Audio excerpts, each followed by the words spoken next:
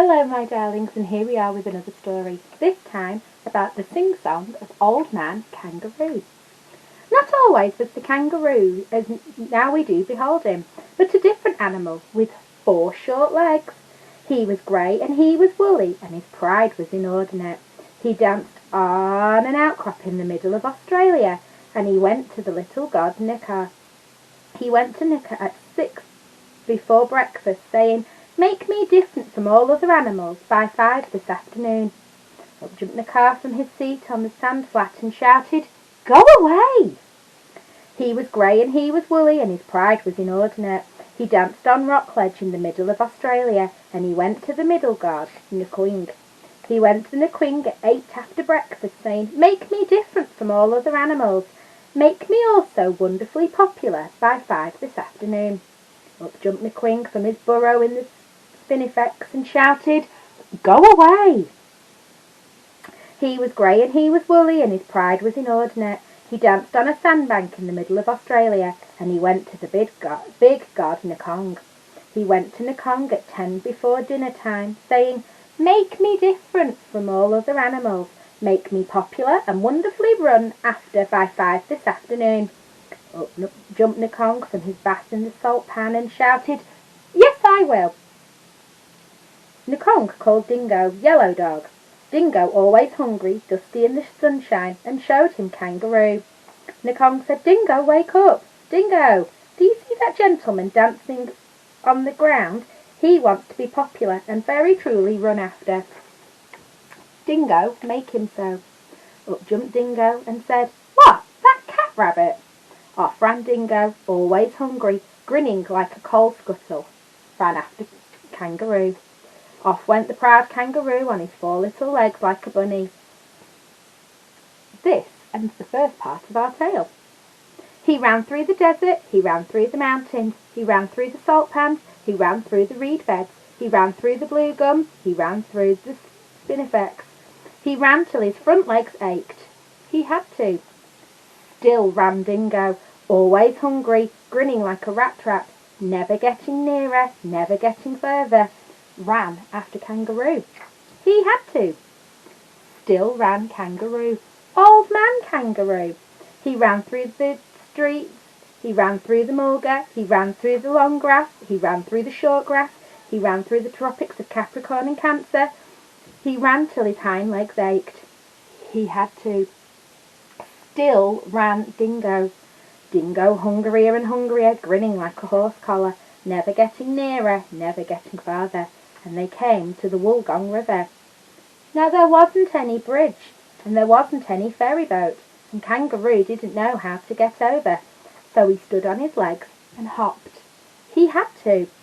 He hopped through the flinders, he hopped through the cinders, he hopped through the deserts in the middle of Australia. He hopped like a kangaroo. First he hopped 1 yard, then he hopped 3 yards, then he hopped 5 yards, his legs growing stronger, his legs growing longer. He hadn't any time for rest or refreshment, and he wanted them very much. Still ran Dingo. Dingo, very much bewildered, very much hungry, and wondering what in the world or out of it made old Kangaroo hop.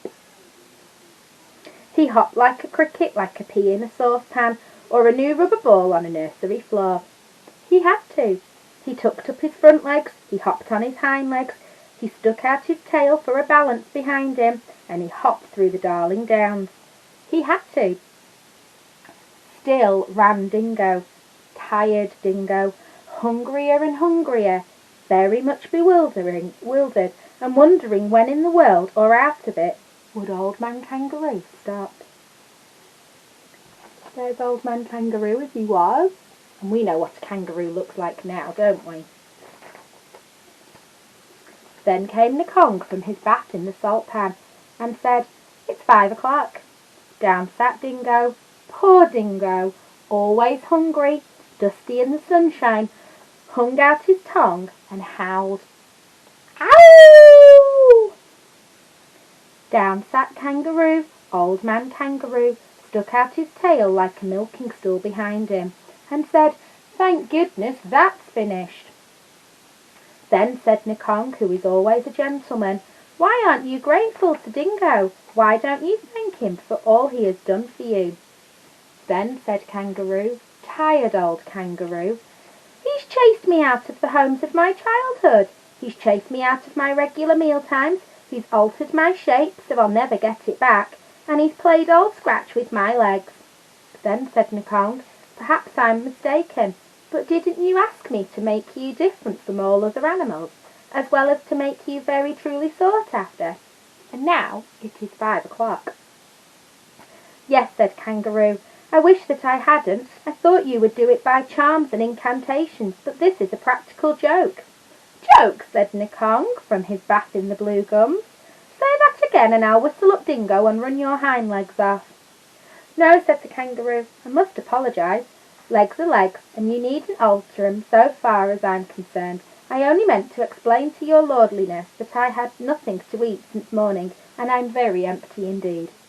Yes, said Dingo, I'm just in the same situation. I've made him different from all other animals, but what may I have for my tea? Then said Nikong from his bath in the salt pan, come and ask me about it tomorrow, because I'm going to wash. So they were left in the middle of Australia, Old Man Kangaroo and Yellow Dog Dingo, and each said, that's your fault. And that's what the kangaroo looks like now.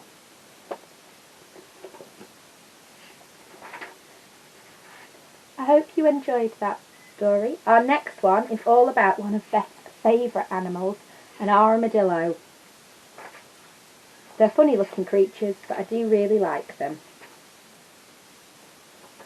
I hope you enjoy the rest of your day, whatever you are doing, and I hope you've had a very lovely weekend, and I will see you tomorrow for another story, and we're learning all about mini beasts.